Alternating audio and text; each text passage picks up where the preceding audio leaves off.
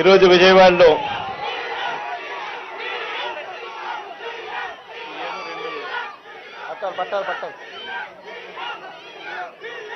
మంచి కార్యక్రమాలు జరిగిస్తూ ఈరోజు మీ అందరి చిక్కటి చిరునవ్వుల మధ్య ఈ కార్యక్రమాలు జరుగుతూ ఉన్నాయి. ఈరోజు విజయవాడలోనే దాదాపుగా 31,866 పట్టాలకు సంబంధించి రకరకాల కేటగిరీస్లో ఉన్న ఈ పట్టాలను రెగ్యులరైజ్ చేసి ప్రజలందరికీ కూడా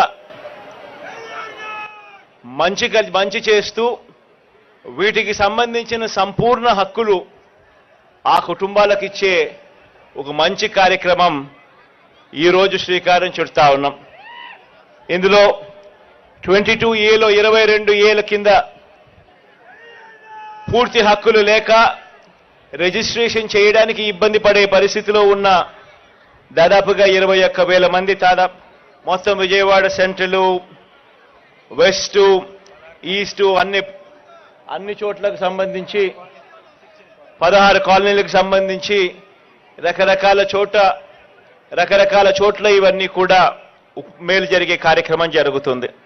అదే రకంగా 9,125 పట్టాలు అన్అబ్జెక్షనబుల్ ల్యాండ్స్ లో ఉన్న పట్టాలను పూర్తిగా ధ్యాస పెట్టి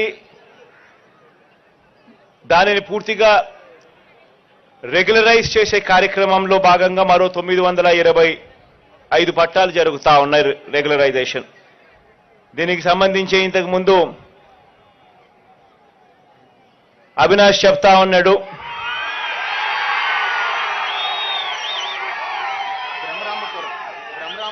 బ్రహ్మరాంబపురంలో ఏ